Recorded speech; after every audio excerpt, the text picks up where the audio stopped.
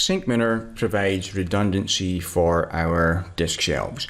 You've already seen that we've got RAID, which provides redundancy in case we lose a disk, and we have multipath high availability. We have two SAS connections going down to our disk shelves, so if we lose any of the connections or any of the shelves, we can still get to the other shelves.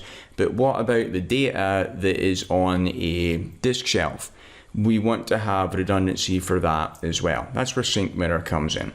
When SyncMirror is enabled on an aggregate, the aggregate is made up of two mirrored sets of disks. And whenever we write to that aggregate, we write to both mirrors at the same time.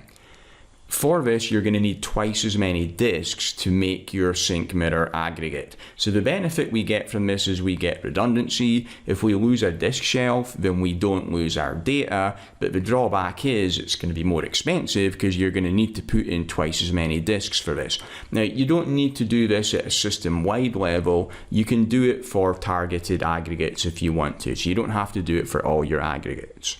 Along with controller high availability, SyncMirror is the enabling technology for Metro Cluster that we're going to cover later. The two different mirrored sets of disks that make up a SyncMirror aggregate are called plexes.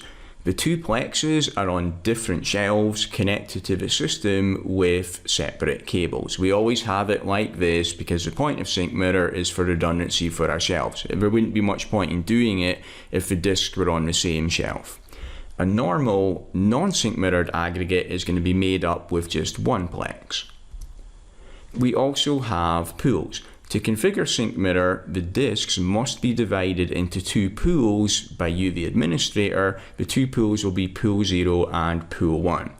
Disks for the first plex in a SyncMirror aggregate are assigned from pool 0, and disks for the second plex are assigned from pool 1. There's a one-to-one relationship between plexes and pools. When disk auto-assignment is turned on, which it is by default, all disks are assigned to pool 0. So to configure SyncMirror, you're going to have to disable auto-assignment and then manually assign half the disks to pool 0 and the other half to pool 1. Here we have a brand new system with all of the default settings. So all of the disks are in pool 0. We need to have an aggregate 0 for our system information. That comes there straight from the factory, and by default it will be made up of 3 disks configured with RAID DP. Then, as an administrator, I create my first user aggregate. I've called it aggregate 1 here. Again, by default, all the disks will come from pool 0. This is not a mirrored aggregate. In our example, it's made up of a couple of different RAID groups. Notice all my spare disks are in pool 0. Now I want to convert aggregate 1 into a SyncMirror aggregate. So to do that, I turn off disk auto assign and I manually assign half of my disks that were in pool 0 into pool 1.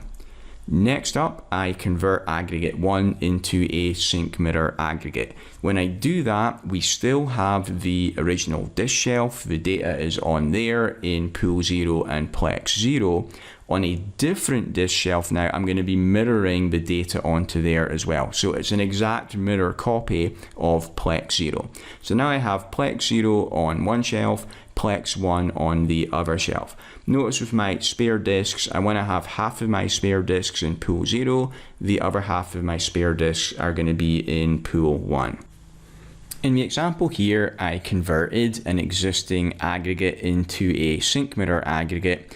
I can also do this for new aggregates when I create them as well, though, as long as I have enough available disks in pool 0 and pool 1.